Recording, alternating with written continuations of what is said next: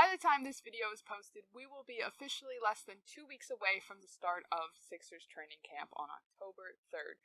And we still do not have a definitive answer of whether or not James Harden will be attending training camp. Now, since the inception of Sixers Digest, Sean and I have covered everything James Harden related, from our initial reaction to the Daryl Morey is a liar ×2 comments, to the fines that James Harden was hit because of it, from just the general pros and cons of him staying or going, and even the league getting involved with Adam Silver commenting on trade demands, specifically calling out James Harden and Dame Lillard. Now, this video, I wanted to talk about some of the misleading tweets that have been put out about this James Harden situation recently, and I also wanted to cover Ramona Shelburne and some of the things that she had to say on a recent podcast, because she actually does give a definitive guess of what's going to happen. So, before we jump into everything, I just wanted to say, make sure that you like and subscribe to this channel. 93% of our viewers are not subscribed to the channel currently, so we definitely want to get that number up. And more importantly, we are having a friendly competition with some of the other digest channels on YouTube, and we are currently losing to the Knicks Digest channel. And guys, we can't have that happen. Sixers fans have taken a lot of L's this offseason, and this cannot be another one, so please make sure that you hit that subscribe button. Do it for the team, do it for the Sixers.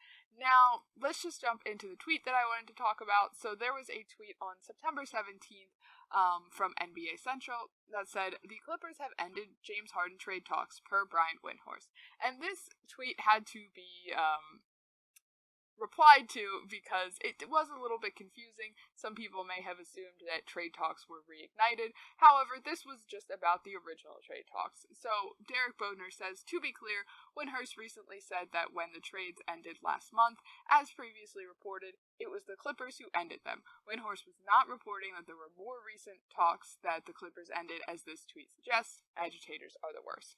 So, yes, this was just in reference saying that the original trade talks that were ended right before the Daryl Morey is a liar comments came out from James Harden, those trade talks were ultimately ended by the Clippers. Now, if I was James Harden, I'd be a little offended by this. Some people are going to say, "See, nobody wants you," which I don't think is true. I say this as a James Harden fan, so, but right now, the Clippers do not want to make a big deal for James Harden. It seems like no team really wants to make a large deal for James Harden, because we can't just give away James Harden for nothing. Daryl Morey will not allow that, and ultimately, he shouldn't, because he is looking in the interest of the Sixers, not just James Harden, considering the fact that he also called Daryl Morey a liar. You know, I don't know how lenient Daryl Morey will be on a okay trade. He only wants the best for James Harden's value. Now, because of this, we have seen a lot of assumptions of what's going to happen. Sean and I have both talked about what we think is going to happen, but I wanted to focus right now on what Ramona Shelburne had to say on the Low Post podcast, because I think she has some really good insight. Both Sean and I are big fans of Ramona Shelburne here on Sixers Digest, so let's just jump into what she had to say as well. So, the first quote that I picked out was, she said, "It's interesting because obviously you talk to a lot of people close to both guys," meaning Daryl Morey and James Harden. "There are some people close to Harden who say absolutely not. He's never going to play for the Sixers again. He's so stubborn. He's so hurt and betrayed. I can't see him ever doing that." And then there's other people who are sort of suggesting he's going to come in and be in the best shape of his life and be amazing and reestablish his value in the NBA. And I don't know how they get there, with whether that's for Philly or for somebody else. And then later on, she goes on to say, specifically about James Harden, "I think that he shows up at training camp. My gut feeling is that he shows up and they all work it out. I don't know if he and Daryl Morey work it out, but I think that he has to compartmentalize and just play it out with Nick Nurse. I mean, look, you hired this coach who won a championship with Kawhi Leonard, who never wanted to be in Toronto, who played it out, who literally got traded to Toronto. They sort of talked him into being there. He had no choice but to play there because he had sat out a lot of games the year before in San Antonio. I think that Nick can make that work. And I really appreciate this insight because I don't think a lot of people have talked about Nick Nurse in regards to this whole James Harden situation. People are obviously focused on James Harden and Daryl Morey's relationship because that is clearly what is being strained here. It's kind of been made very clear, too, that it has really nothing to do with, like, the entirety of the Sixers organization or the other Sixers players, but really James Harden's beef is only with Daryl Morey. A lot of the players have come out and have supported James Harden, all kind of very similar energy with their statements of, I understand business is business and he has to do what he has to do. However, I am really going to miss playing with him and I would love to see him on the court this year if that is a possibility. And this is echoed by Joel Embiid. This is echoed by Patrick Beverley, who even said that part of the reason that he wanted to go to the Sixers was because of the possibility of playing with former teammate James Harden.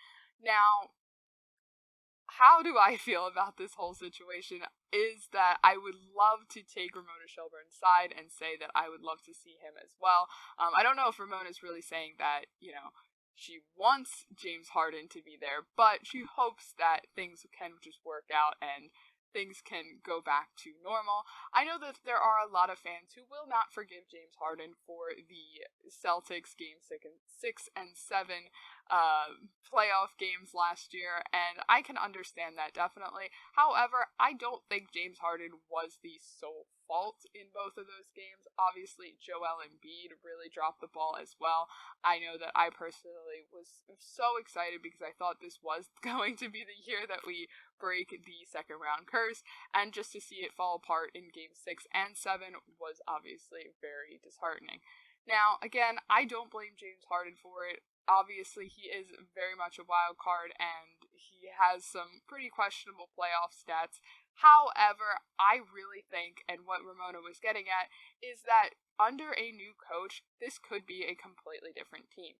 Now, I am very interested to see how Nick Nurse plays, or interacts with the other players too. He's had to do a lot of analysis on Joel Embiid, and it will be interesting to see what that does as he is coaching him rather than seeing him as a opponent.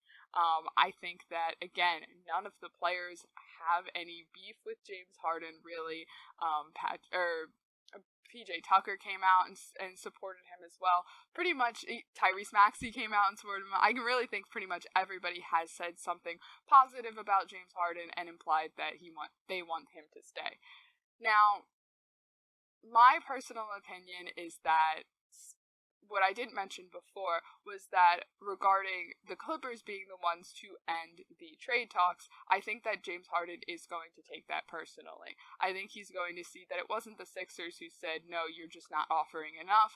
It's really that the Clippers were not going to agree to this deal. And he's not going back to Houston. If he was at all wanting to go back to Houston, he would have done it already. I've also seen just a lot of events that he was doing in Houston. I saw he did like a wine tour for his J. Harden wine, which both Sean and I saw the event for and said that we would go to it, but it's in Houston, which is kind of a snide to Sixers fans in a sense as well, because it's like, we would go support you if it was in the city that you're currently playing for, but I guess not. He had the event in Houston because obviously he still has a lot of fans there as well.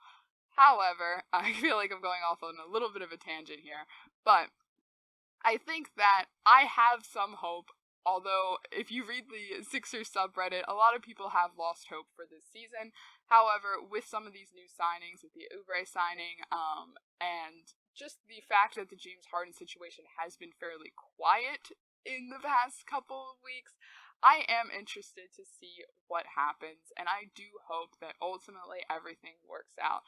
And I think that Nick Nurse could be a huge part of at least making somewhat of a compromise between James Harden and Daryl Morey.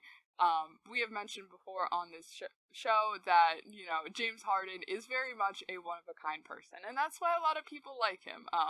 He is obviously very strong-willed, and he says what he says, and he says what he means, and he will do anything to get his way, which in business is very important. As a businessman himself, whether on the NBA or for his wine or his sneakers or whatever, I do think that is a good trait in some sense. However, obviously, we have to take one for the team here and do what's right. And ultimately, I hope you fulfill the contract that you signed into. Again, this year is going to be so interesting because we have so many one-year contracts. We have, James Harden, hopefully. We have the Patrick Beverley one-year contract, the Oubre one-year contract, the Danny Green one-year contract. So this year is going to be possibly very different from this season to the next season. And this season, we have a lot to prove. And I sure hope that everything does work out ultimately, and that we have a healthy, happy lineup coming in literally less than 2 weeks. But at this point in time, we still do not know. I hope, again, that Ramona Shelburne is right and that Nick Nurse can kind of try and clean up the mess that is the James Harden and Daryl Morey debacle. However, James Harden is one of a kind, and he will do whatever he really thinks is best for himself.